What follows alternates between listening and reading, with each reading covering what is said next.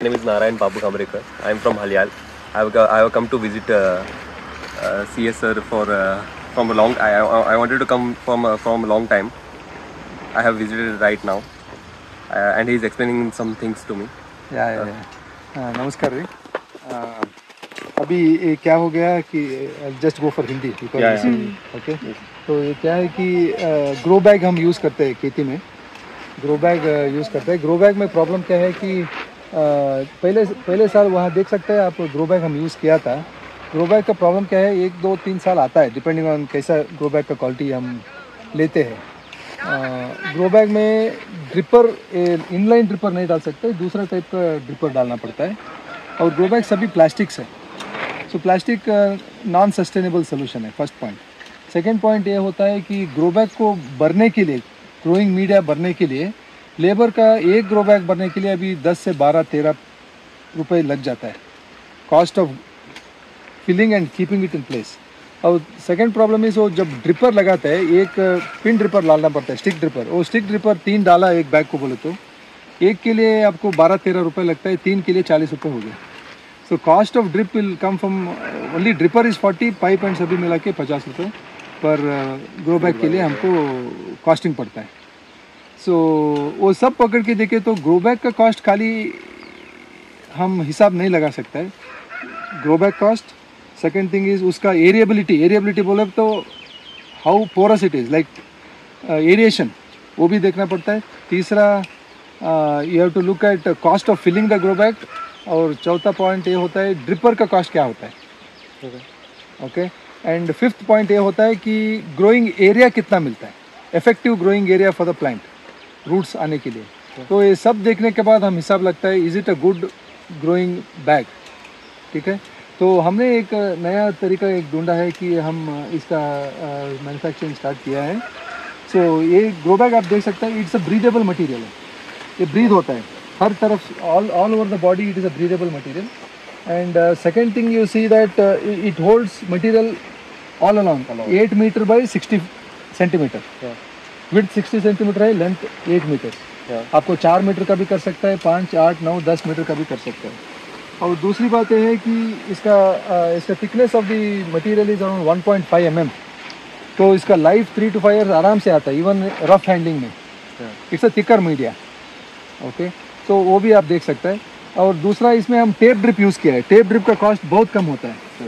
And the tape drip what we used, we only manufacture this is 1 litre per hour discharge. ये बहुत ज़रूरी है क्योंकि height of the grow bag is only 12 inches.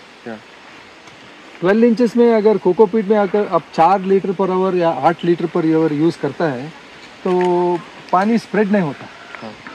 तो हमको क्या चाहिए, ग्रोइंग मीडिया में per day 50 ml, 60 ml, 80 ml water देना चाहिए। तो अगर 4 लीटर और 8 लीटर का आप डालता है तो खाली 1 मिनट 2 मिनट में बंद करना पड़ता है। तो ये 1 लीटर पर आवर आप जब डालता है तो आराम से 7 मिनट्स, 8 मिनट्स, 5 मिनट्स जितना चाहिए पानी उतना हम दे सकते हैं, तो पानी स्प्रेड भी हो जाता है। So these are some of the changes. और ये जैसा आप ड्रिप पाइप देखते हैं ऊपर पड़ा है लाइन पे, इधर उधर हिलता नहीं है। और अगर फार्मर को इंस्पेक्शन करना है, पानी गिर रहा है या ब्लॉक हुआ है, वो देखने को भी इजी होता है। और इसके अलावा हमारा और एक रिसर्च है, उसमें बोलते हैं हम ड्रिप साफ करके एक प्रोडक्ट निकाला है। ड्रिप साफ की मतलब क्या है, ये हाइड्रोपोनिक्स में एक आप देखता है हम सभी न्यूट्रिशन डाल के बेचते हैं पानी, तो ड्रिपर्स ब्लॉक होने का चांस ज़्यादा रहता है। तो इसीलिए हम क्या करते हैं, वी यूज़ ड्रिप साफ। So once in a week drip soft stored, it's an organic molecule, it is not made of any acids. So organic molecule रहता है तो it helps the plant to grow well.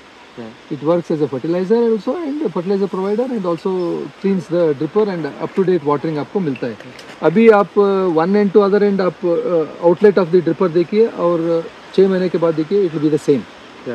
Okay, same 50 ml पर 5 minutes और whatever, उतना ही पानी 1 litre per our ही आता है। So health of the dripper हम मेंटेन कर सकते हैं। So these are some of the advantages of this grow bags, okay. और उसके अंदर जो हमारा ग्रोइंग मीडिया डाला है, इसके 10 ये दिखने में कोकोपीट जैसा दिखता है, सही है, मेजर कोकोपीट है, लेकिन कोकोपीट के ऊपर हम फिर काम करता है। We work on cocopeat and create a molecule which keeps its pH and TDS even if after first year, second year, third year, Yeah. ताकि हम ये ग्रोइंग मीडिया बार बार यूज़ कर सकते हैं। अगर खाली कोकोपीट हमने यूज़ किया, क्या होता है तो पीएच फर्स्ट ईयर 6.5 रहता है कोकोपीट का, फ्रेश कोकोपीट, सेकेंड ईयर में उसका 5 आ जाता है, Okay. तब it becomes inefficient in giving you a better crops for the second year. Yeah. सब लोग फर्स्ट ईयर अच्छा हाँ, सेकेंड ईयर थर्ड ईयर क्या होता है वो भी आप देखना पड़ेगा, Okay. बिकॉज इन्वेस्टमेंट हेवी होता है कोकोपीट में, हाँ. ग्रोइंग मीडिया में। हाँ. So we have developed a growing media which most of it is a fortified growing media, like you know, Yeah. which has all the nutrition भी है उसके साथ, और correct particle size भी है, Yeah. और it sustains for the next year and gives you proper aeration. So we have to design a growing media, वैसे ही नहीं होता है।